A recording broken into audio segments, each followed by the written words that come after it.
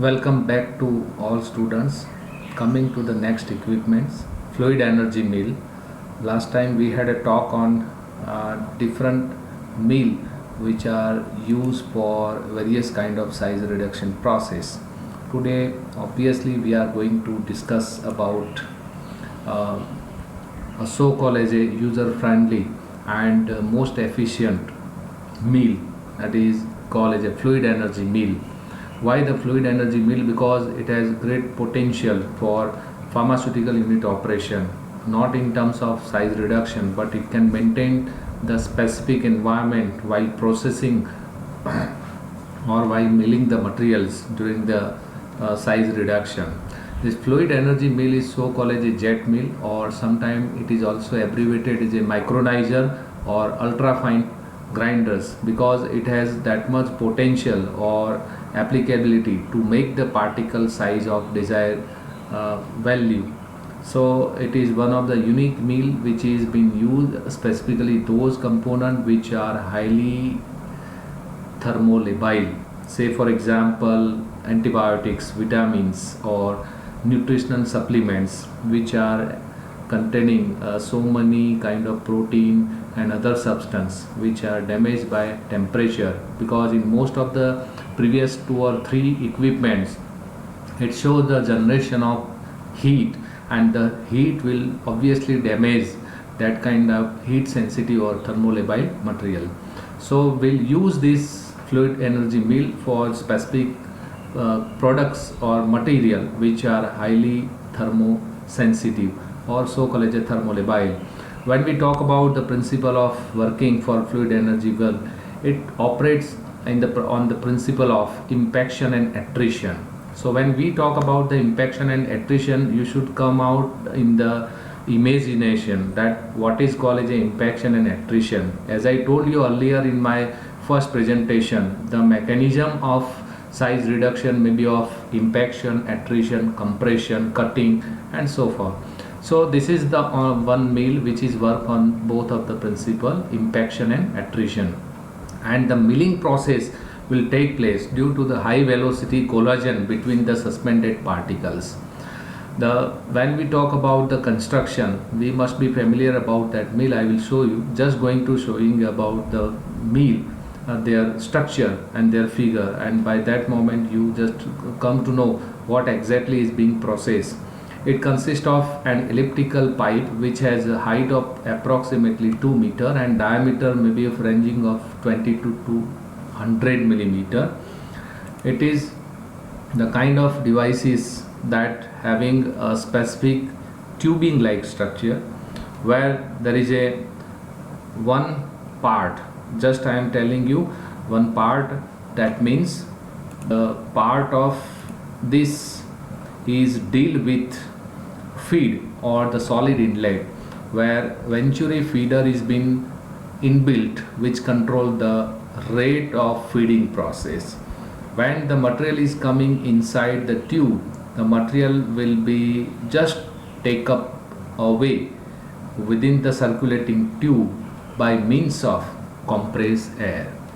So here the major role of the compressed air is to blow the material, whatever is just feeding through the feeding pipe will suddenly come in contact with that compressed air, will move it upward in elliptical tube and will go into certainly classified screen which is been there to control the particle size which is been reduced by that mill during the operation. So the outlet will fluid and fine particles are collected, and it has been set in such a sense that only the desired size of the materials are getting collected. So this is just like an overview of mill which is working in that way. The mill surface may be made up of either soft stainless steel or tough ceramic, because compressed air is moving inside, so it should be enough to withhold the pressure of the air while size reduction of your material. Grinding nozzles are placed tangential and the opposed to the initial flow path of the powder. So that will make the controlling, that will make the specific rate of the feed, and will go for processing of the grinding. Next to the compressed air is used at 600 kilopascal or sometime 1 megapascal. So depending upon the type of material which is going for milling, if you say for example if you require the less size, you have to go and process the material at very high compressed air that will be thrown it out within the elliptical tube. Venturi feeder is also been provided in the path of the airflow, and outlet with the classifier is fitted to allow the escape of air which is just passing through it. When we talk about the working, so powder is introduced to the inlet of venturi, as I told you earlier, the part where the substance are going to be feed, and the air entering through the grinding nozzle transport the powder in the elliptical or circulating track of that mill. In the turbulent stream of the air, the suspended particle collide with each other and break down, because the speed of the air and so called as a compressed air is adjusted in such a sense that the material should be suspended within that elliptical tube. This is major core functioning of this milling or this process.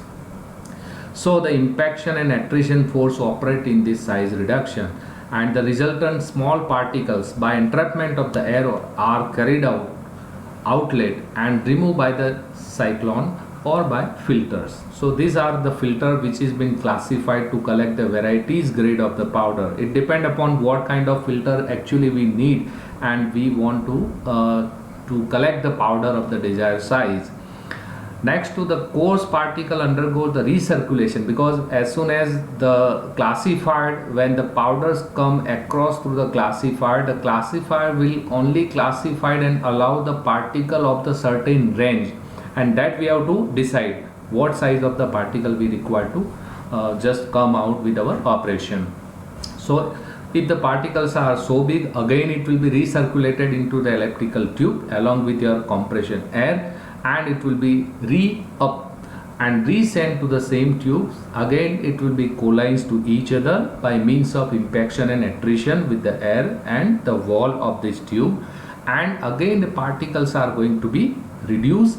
And when the particles are come into such a moment where the size are appropriate for S size of that classifier, will just come out through that classifier.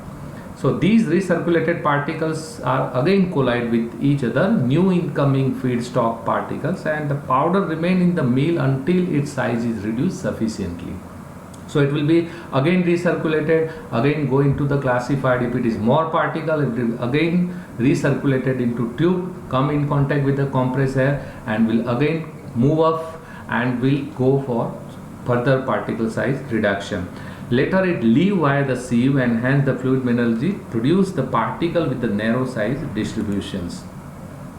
When we talk about their uses, I think it is most suitable for thermolabile substance, as I told you earlier during the starting of this session, because the generation of the heat is not an issue within this elliptical tube.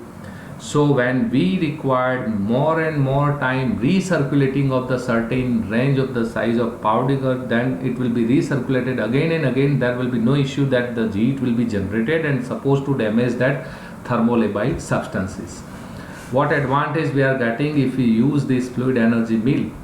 No moving parts, so the chances for kind of contaminations are very less. Chances for generation of the heat is very less, or we can say so far null. Or the contamination issue or de-rusting issue is somehow it been avoided. It is so called as a efficient method, because you can reach up to the particle size as per the stated literature up to 30 millimeter or less. And third one is the no contamination of the product, because it is within the closed chamber. The chances of contamination from outside are very least, so we can prevent that chances for contamination, and you can efficiently move this operation without any kind of contamination of your meal powder or kind of material.